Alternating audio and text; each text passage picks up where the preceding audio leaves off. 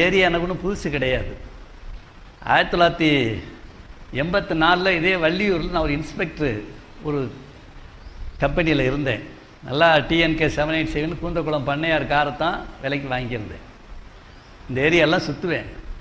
திசைவேலை bus ஸ்டாண்டில் Suyambulingam military ஹோட்டல்னு ஒன்று இருக்கும். கரெக்டாக சுற்றி அடிச்சுட்டு அங்கே தான் பிரியாணி தின்ன வருவேன். அந்த கவர்னர் ஐயாவின் அற்புதமான உரைகளை தொடர்ந்து கேட்க கவர்னர் கர்ஜனை அபிஷியல் என்ற புதிய சேனலை இப்பொழுதே சப்ஸ்கிரைப் செய்து கொள்ளுங்கள். கூடவே பெல் பட்டனையும் கிளிக் பண்ணுங்கள். சுயம்புலிங்கம் மிலிட்ரி ஹோட்டல்னு ஒன்று இருக்கும். கரெக்டாக சுற்றி அடிச்சுட்டு அங்கே தான் பிரியாணி தின்ன வருவேன். அந்த நாடார் என்னை பார்த்த உடனேயே, டேய் இன்ஸ்பெக்டர் வந்துட்டார்டா, எல்லாம் எடுத்து வைக்கிட்டுவான். அவன் வறுத்த கோழி மீன் எல்லாத்தையும் குழந்து வச்சுருவாங்க. கேட்கலாம் வேண்டியதில்லை. அப்படி தின்னவன் தான் இன்றைக்கி சைவத்தை பற்றி பேசிகிட்டு இருக்கேன். எல்லாம் காலம். ஏன்னா அப்போ நான் ஒரு மண்ணாந்த முட்டாள். படித்தவன் தான், பட்டம் வாங்கினவன் தான், 10 வருஷம் வாத்தியான் தான், அது பிறகு ஆஃபீஸர் தான்.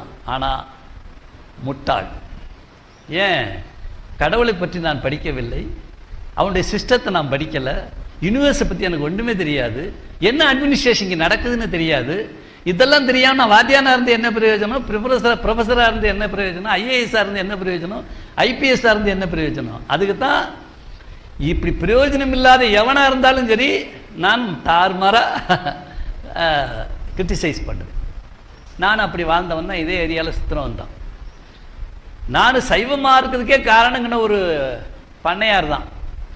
அந்த ஆள்கிட்ட இன்வெஸ்ட்மெண்ட் வாங்குறதுக்காக கொஞ்சம் ஒருத்தர் ஒரு ஃபீல்டு ஆஃபீஸர் இங்கே தான் பெரிய நாடார் குடியிருப்பில் இருந்தான். அவன் சொன்னான், அந்த பண்ணையார்ட்ட மட்டும் ஒரு பாலிசி வாங்கியாச்சுன்னா 1 லட்சம் போட்டாருன்னா நான் ஃபீல்டு ஆஃபீஸராக, ஏஜென்ட்லேருந்து ஃபீல்டு ஆஃபீஸர் ஆயிடுவேன். எத்தனையோ ஏஜெண்ட் போகிறாங்க, யாருக்குமே அவர் போட மாட்டாரு. நான் தான் இன்ஸ்பெக்டர் ஆச்சே, அனுபவசாலி ஆச்சே. அப்படியா, சரி இந்த வர சண்டே உனக்கு தான் சர்வீஸு, வா அந்த பண்ணையாரை நம்ம பார்த்துருவோம் அப்படின்னு சொன்னேன்.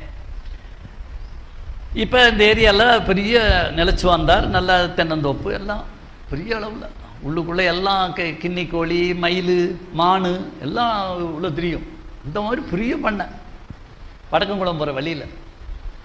சரி நான் கிளம்பி வள்ளியூர்லேருந்து கிளம்பி வந்தாச்சு. போகும்போதே காமிச்சார். ஏன்னா நான் பார்த்துட்டு, என்னடா இவ்வளோ வறண்ட ஏரியாவில் இப்படி ஒரு செழிப்பாக ஒரு மனுஷன் வச்சுருக்கானா. அவன் தான் அந்த பண்ணையார். அவனுக்கு யாருக்குமே பாலிசி போட மாட்டாருன்னு கோபம். சரி பண்ணையார் பேர் என்னன்னு கேட்டேன். அவனுக்கு பேர் தெரியல. அவன் பேர் தெரியலங்க சார், நாங்கள் அவர் லூஸ் மாதிரி பேசுவார், அதனால் லூசு பண்ணையார் தான் சொல்லுவோம். நான் அது சொல்லும் போதே லூசு பண்ணையார்னு சொன்னால் அவன் எப்படா பாலிசி போடுவான்? என்னடா வேலை பார்க்குறீங்க, சரி வான்னு திருப்பியாச்சு. காம்பவுண்டுக்குள்ளே நுழைஞ்சிட்டோம். நுழைஞ்சு நான் நல்லா சஃபாரி போட்டுக்கிட்டு ஸ்டைலாக. அவர் என்னன்னா ஒரு மாமரத்தடியில் கயிற்றுக்கட்டில் படுத்திருக்காரு. இவ்வளோ பெரிய தாடி, வெள்ளை வேட்டி, வெள்ளை சட்டை, வெள்ளை துண்டு போட்டு படுத்திருக்காரு. நான் கார் போய் நின்ன உடனே, இது யாரா ஒருத்தன் காரில் வரான்ட்டு அப்படி எந்திரிச்சு இப்படி பார்த்தாரு. பார்த்துட்டு மெதுவாக எந்திரிச்சு முன்னாடி வந்தார். நான் போயிட்டு வணக்கம் ஐயா அவர் சொல்கிறேன். மெதுவாக பக்கத்தில் இருந்து, சார் அவர் தான் அந்த லூஸ் பண்ணியார், அவர் தான் லூஸ் பண்ணியான்றான். டேய் திரும்ப லூஸுன்னு சொல்லாத, நானே கடைசியில் லூஸ் பண்ணியான்னு சொல்ல ஆரம்பிச்சிடுவேன். பாலிசி வாங்குகிறோம் இப்போ, அதனால் அப்படிலாம் அப்படின்னு சொல்லிவிட்டு வணக்கம் ஐயான்னு. ஐயா யார்? நான் என்னை இன்ட்ரடியூஸ் பண்ணிக்கிட்டு இந்த பக்கம் போனேன். இவ்வளோ வறண்ட பகுதியில் இவ்வளோ செழிப்பாக ஒரு புண்ணியவாளன் நிலத்தை மலடாக வச்சுருக்காம பசுமையாக வச்சுருக்கானே, யாரா அந்த புண்ணியவாளன்னு கேட்டேன். உங்கள் திருநாமத்தை சொல்லி சொன்ன ஒன்று, ஐயாவை தரிசனம் பண்ணிட்டு போகலான்னு வந்தேன். ஏன்னா அவர் திருநீர்லாம் பூசி ஒரு பெரிய சித்தர் மாதிரி இருக்கார். தரிசனம் பண்ணிட்டு போகலான்னு வந்தேன்னு அடித்து விட்டேன். உடனே அவருக்கு மனசு குளிர்ந்துருச்சு. என்ன தரிசனம், வாங்க வாங்க அப்படின்ட்டு. டேய் முனியா, இந்த கயிறு கட்டை எடுத்து போடுறா, அடே இளநீ வெட்டிட்டு வாடா, இந்த ஆஃபீஸர் வந்திருக்காரு. ஆரம்பிச்சிட்டாரு. போட்டாங்க, உட்காந்தாச்சு. உட்காந்து எப்படி இப்போ ஆரம்பிக்கணும்? இப்போ நாங்கள் இதுக்கு தான் வந்திருக்கோம் சொல்லணும். எடுத்தவனு சொன்னால் இதுக்கு தான் வந்தீங்களா? ஏற்கனவே நிறைய பேர் வந்தாங்க, நான் தான் வேண்டாம் அப்படின்னு சொல்லிட்டேனேன்னு சொல்லிட்டாருன்னா சப்புன்னு போயிடும். எப்படா இது கதையை ஆரம்பிக்கிறது? நான் அப்படியே யோசிச்சுட்டு உட்காந்துருக்கேன். நான் வாத்தியானா இருக்கும்போது எனக்கு எங்கள் பள்ளிக்கூடத்திலே பேர் ரஜினி வாத்தியார் தான் பேர். ஏன்னா அந்த ஆள் சரி எல்லா சேட்டையும் நான் செய்வேன். அவங்க இந்த 16 வயதுலேயோ படம் பார்த்துட்டுன்னு சொன்னாங்க என் ஸ்டூடெண்ட்ஸ் எல்லாம், சார் இப்படின்னார் சார், சிகரெட் வாயில் உட்காந்துருச்சு சார், என்ன ஸ்டைல் சார்.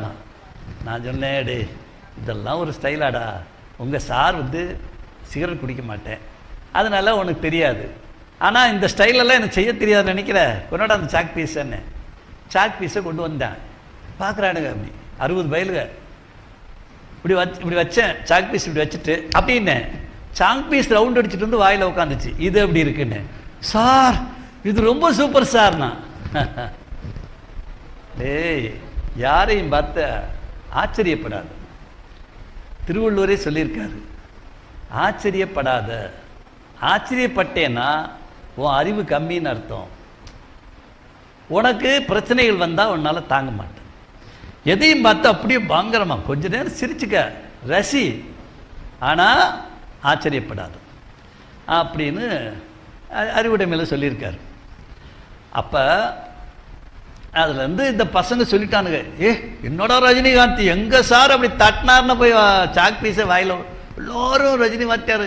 இன்னைக்கு இப்போ 3 மாதத்துக்கு முன்னாடி எல்லாருக்கும் 50 வயசுக்கு மேலே 58 வயசு, அவனுக்கு எல்லாரும் கேதரிங் சொல்லி என்னை கூப்பிட்டு போனாங்க. சிவகாசியில் போய் கேதரிங் நடத்தி நான் ஒருத்தன் தான் வாத்தியார் உயிரோடு இருந்தேன் 73 வயசில்.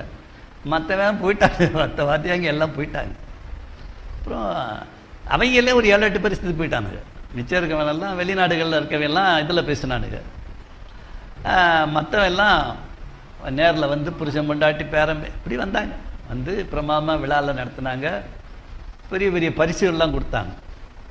எதுக்கு சொல்கிறேன்னா, அதுதான் ஃபேமஸான வாத்தியார் தான், ஆனால் எனக்கு தான் தெரியும் கடவுளை பற்றி படிக்காத வாத்தியார், ஒரு முட்டாள் வாத்தியாராக இருக்குது. வெறும் ஸ்டைலு, பேசுகிற ஸ்டைலு, நடந்துக்கிற முறை, இதை வச்சுட்டு தான் ஒரு பேர். மற்றபடி உள்ள பூஜ்ஜியம். பின்னாடி தான் தெரிஞ்சது உள்ள பூஜ்ஜியம்னு. கவர்னர் ஐயாவின் அற்புதமான உரைகளை தொடர்ந்து கேட்க கவர்னர் கர்ஜனை அபிஷியல் என்ற புதிய சேனலை இப்பொழுதே சப்ஸ்கிரைப் செய்து கொள்ளுங்கள். கூடவே பெல் பட்டனை கிளிக் பண்ணுங்க.